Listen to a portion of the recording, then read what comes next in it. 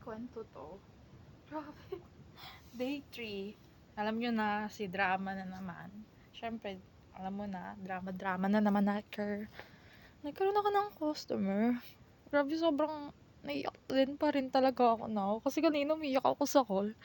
Nga pala, customer service ako. Na ano lang. Yun nga. Customer service nga ako. Then kausap ko siya. Tapos, nakakaiyak talaga po niya. Sabi niya, may Yorkie daw siya na dog. Tapos, nasa Virginia siya. Tapos, si Miss Nolan siya. Tapos, 78 na siya, ganun.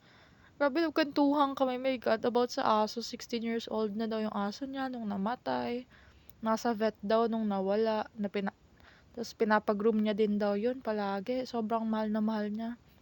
Tapos, chinek ko yung orders niya. Grabe yung orders niya about sa dog niya. Gumagastos siya talaga, as in sobra. Sobrang naawa ko kasi umiiyak siya. Tapos 78 na din siya. Grabe. Until now, alam mo yung feeling na sana sinave ko yung number niya. Kasi sabi niya, tawagan ko lang daw siya pag, alam mo na, pag malungkot ako. Alam mo yun, bigla akong nagkaroon ng ganun na customer. Eto nga, actually, sinave ko yung number niya kahit US. So, balak siyang tawagan ulit. Tapos update ko kayo. Kasi bala ko siya tawagin kasi wala din mga kausap. Kaya ako nagpo-post dito eh.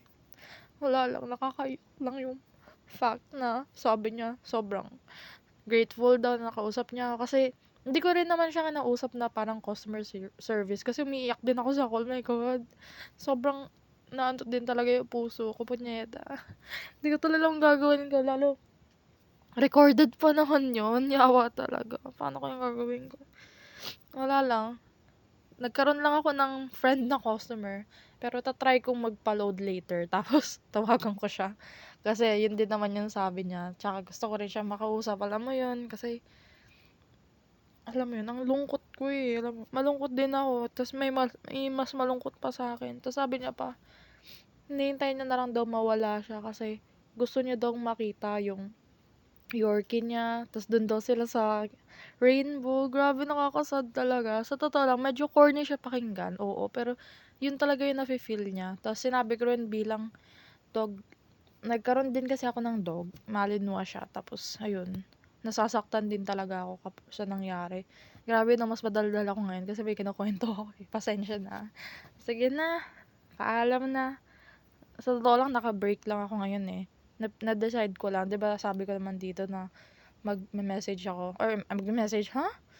Mag-video ako na umiiyak ako kapag, yan nga, malungkot ako, umiiyak ako. So far, everyday, nakaka-isa-isa pa lang naman ako. Pero dati talaga, grabe, tuloy-tuloy talaga. Pero ngayon may improvement. Saglit na lang, ganun. Pero hopefully, sana matigil na din to, 'di ba? Para iba naman yung ano ko, send ko, 'di ba? Sige po, bye.